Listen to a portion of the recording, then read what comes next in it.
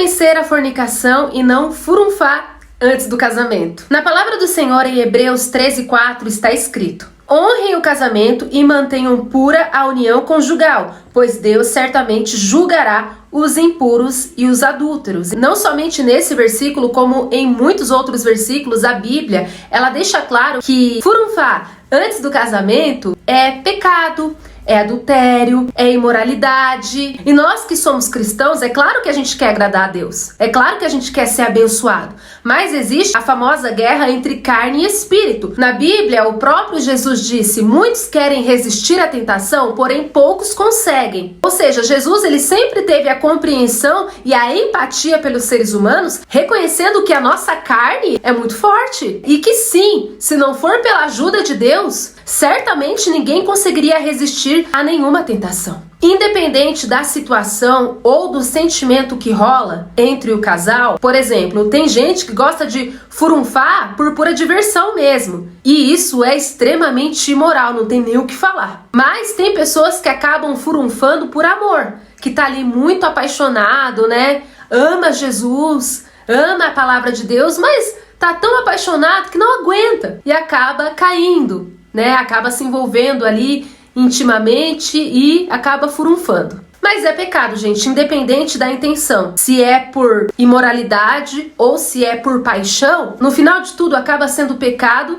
e infelizmente acaba trazendo maldição para a tua vida. Então, se você é cristão, você acredita em Deus, você acredita na palavra de Deus e você quer realmente obedecer a Deus para ser feliz na sua área conjugal, ter um casamento abençoado e receber as bênçãos de Deus também por obedecer e agradar a Deus, eu vou te dar algumas dicas de como vencer esse pecado. A palavra do Senhor diz que o céu é conquistado à força. Vai exigir um esforço da tua parte. Se você ficar parado de braços cruzados, certamente assim que a tentação bater na porta, você vai cair facinho. Então, existe uma batalha espiritual para você resistir a essa tentação e não cair até o casamento. Isso vai envolver jejum, oração, renúncias e também estratégia. Hoje eu tenho 32 anos, mas aos 21 anos eu me converti a Cristo. E antes disso, eu era mulher da noite, eu trabalhava na noite, se é que vocês me entendem. Então eu tinha uma vida totalmente imoral, de todas as formas que vocês possam imaginar. E sim, eu furunfava com todo mundo. E pra mim isso era algo extremamente normal.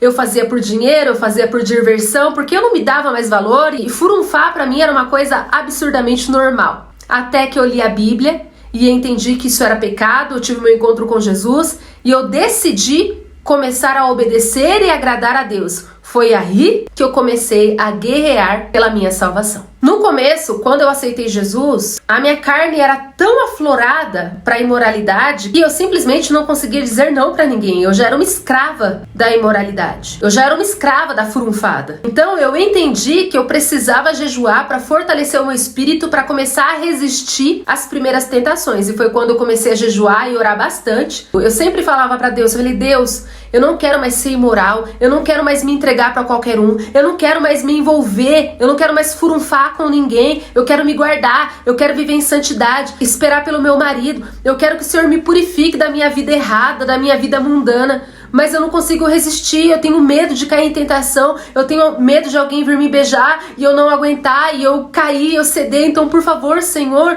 me ajuda a resistir à tentação, me ajuda a dizer não, me ajuda a renunciar, me ajuda a rejeitar, me ajuda a vencer a carência também. E eu comecei a orar pedindo tudo isso para Deus, jejuando e orando e implorando para Deus me livrar de cair em fornicação. E quando você ora pedindo algo para Deus, Ele vai te abençoar, Ele vai te atender, Ele vai te dar força, Ele vai te capacitar, Ele vai te revestir. E é incrível o poder de Deus sobre a nossa vida. Você começa a viver milagres, você começa a viver o sobrenatural. Até que veio a primeira bandeja do capeta pra mim, né? A primeira tentação. E eu tava muito carente, que Satanás é covarde, ele vai vir na tua fraqueza. Ele não vai te atacar quando você estiver forte. Ele vai te atacar quando você estiver fraco. E eu tava carente, e aí um rapaz bonito me chamou pra sair. Eu fui, aceitei sair com ele, só que eu já tava em jejum e oração. Até que dentro do carro dele ele tentou me beijar. E pela primeira vez na minha vida, eu senti uma força vindo em mim. E quando ele começou a me beijar, eu comecei a sentir nojo. Eu comecei a sentir tanto nojo. E de repente eu me senti forte, eu empurrei ele. Eu falei: sai, não me toca. Abri a porta do carro e saí correndo. Corri, gente. Acho que ele pensou que eu era louca. mas eu consegui vencer a tentação. Sabe como? Fugindo. Houve uma batalha, literalmente. Eu empurrei o cara. É claro que ele não tentou me abusar. Houve consentimento da minha parte. Eu realmente estava ficando com ele. Mas dentro de mim eu não queria mais. E era mais forte que eu. Eu era dominada por isso. Eu não conseguia falar não. É igual aquela pessoa viciada que quer parar e não consegue. Eu tava assim. Eu não queria mais, mas o meu corpo não conseguia falar não. Eu era viciada em imoralidade. Até que Deus começou a me dar força para lutar. E eu corri, literalmente. E na palavra do Senhor diz que se a gente não pode com a tentação, a gente deve fugir. Fuja da aparência do mal. Na Bíblia também diz que se teu olho te faz pecar, arranque. É melhor que você entre cego no céu do que enxergando no inferno. Ou seja, existem tentações que você vai ter que literalmente dar um de louco para escapar. Na Bíblia diz que Davi, para escapar de ser morto pelo rei inimigo, quando ele foi colocado na presença do rei, ele começou a babar e dar um de louco. Que muitas vezes, para você escapar da morte, para você escapar da tentação, escapar do pecado, você vai ter que dar um de louco mesmo. Mas é melhor ser louco e agradar a Deus do que ser legal com todo mundo e pecar contra Deus. Deus foi me dando inúmeras estratégias. Sabe qual é a real? Quem quer, arranja um jeito. Quem não quer, arranja desculpa. Se você não quer pecar, você vai fazer de tudo para não pecar. E você vai fazer loucura mesmo, tipo assim, você vai ficar desesperado. Eu não vou pecar e eu vou fazer o que for preciso, mas eu não vou cair. O inferno é esperto, eu vou ser 1000 vezes mais esperta que o capeta. Porque ele tá tentando derrubar a pessoa errada. Porque eu sou louca. Se eu fui louca pro mundo, eu vou ser muito mais louca por Jesus. Você sabe o que eu fiz, gente? Eu simplesmente falei assim, não, eu preciso pensar em maneiras de eu não cair. Além de jejum e oração, eu preciso me preparar também. Se acaso acontecer de eu não ceder, eu preciso estar pronta para não cair. Sabe o que eu fiz? Gente, o mundo é dos espertos e o céu é dos escolhidos. Muita gente pode rir do que eu vou falar agora, pode até zombar, mas eu não tô nem aí, porque pelo menos hoje eu tô abençoada. Hoje eu tô em santidade e eu casei em santidade para a glória de Deus. Uma ex-mulher da noite, imoral do jeito que eu era, consegui esperar em Deus por 7 anos, casar em santidade e me entregar pro meu marido só na lua de mel? Vou ter vergonha do quê? Eu me alegro, isso é honra pra Deus. Vergonha é se entregar fácil pra qualquer um. Então, no meu desespero, gente, o que eu fiz? Eu pensei numa estratégia. Eu falei assim, não, sabe o que eu vou fazer? Eu não vou me depilar. Eu vou deixar crescer tudo, ficar uma mata atlântica lá. Porque se acaso eu não resistir a algum homem, quando começar a beijar, quando estiver descendo, eu vou sentir tanta vergonha que eu vou parar.